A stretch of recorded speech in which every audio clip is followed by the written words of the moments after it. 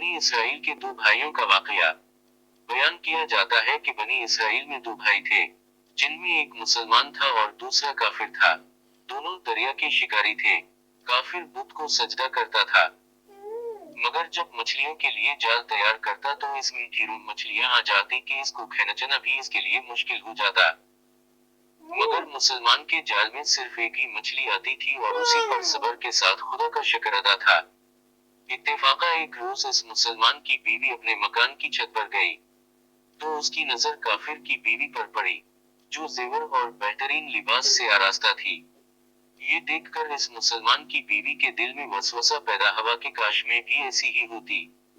तो काफिर की बीवी बोली, तो अपने शौहर को इस पर आमादा कर ले, वो भी मेरे शौहर के मुबूत यानी बुत की इबादत किया करे, ताकि तू भी मेरी तरह मालदार जाए।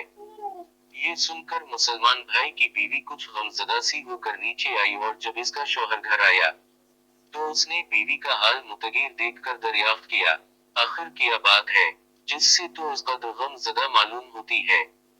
तो वो कहने लगी, बस मियाँ, या तो तुम मुझे तलाक दे दो या अपने भाई के मुबूत की इबादत शुरू कर दो। ये सुनकर उसके शौहर ने कहा, खुदा की बंदी तो खुदा से नहीं डरती। ईमान की दौलत मिलने के बाद ये कफर की बातें करती है।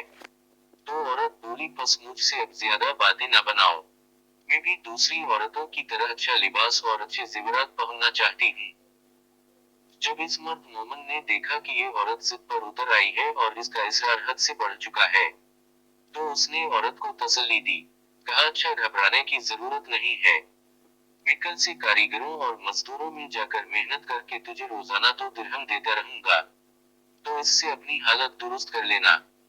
ये सुनकर औरत को कुछ तस्कीन हासिल हुई और सोए ही वो मोमन मर्द मजदूरी की तलाश में निकला, लेकिन किसी ने इससे हाल तक ना पूछा।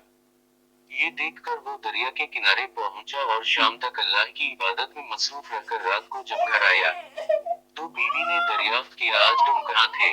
वो कहने लगा, मैं बादशाह की खिदमत में मसरूफ था, इसने मुझसे 30 दिन काम करने की शर्त की है। औरत ने कहा कि आखिर वो बादशाह तुमको क्या देगा?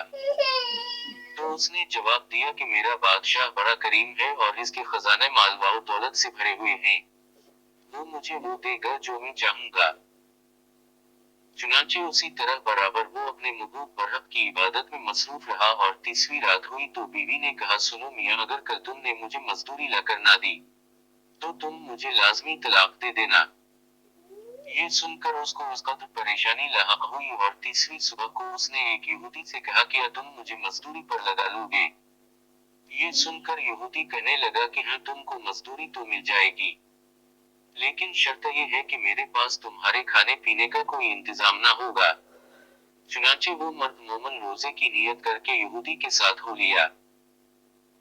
अल्लाह ताला के हुक्म से एक फरिश्ता 29 अशरफियां एक नूरानी तिब्बाक में लेकर उसकी बीवी के पास पहुंचा और कहने लगा, मैं बादशाह का कासिद हूँ, इसने ये अशरफियां लेकर मुझको तेरे पास भेजा है और फरमाया है कि तेरा शौहर हमारे पास काम में था, हमने उसको न छोड़ा यहाँ तक कि उसी ने हमको छोड़ दिया और यहूदी के पास चला गया। अगर वो हमारा काम करता तो हम इसको और ज्यादा उजरत देते, बस ये एक अशरफी की कमी उसी वजह से है। चुनांचे वो औरत इन अशरफियों में से एक अशरफी लेकर बाजार गई। सुनार ने इसकी 1000 कीमत औरत के हाथ में रख दी और जब शाम को वो मोमन मर्द घर वापस लौटा, तो औरत ने इससे दरियाफ्त किया, आज तुम कहाँ थे? इसने जवाब दिया कि आज मैं एक यहूदी के काम पर गया हुआ था। तो बीवी कहने लगी कि आखिर बादशाह की खिदमत तर्क करके तुम दूसरे की खिदमत क्यों करते हो? फिर इसको अशरफियों का वाकया सुनाया, जिसको सुनकर वो मर्द मोमन रोते रोते बेहोश हो गया और जब इसको होश आया, तो बीवी से कहने लगा, अफसोस कि मैं बादशाह दो जहां की खिदमत का हक अपने ऊपर लाजिम ना किया। इसके बाद उस शख्स ने औरत को छोड़ दिया और पहाड़ों पर चला गया, जहां खुदा की इबादत में मसरूफ रहकर इसका इंतकाल हो गया। अल्लाह ताला इस पर अपना रहम फरमाए।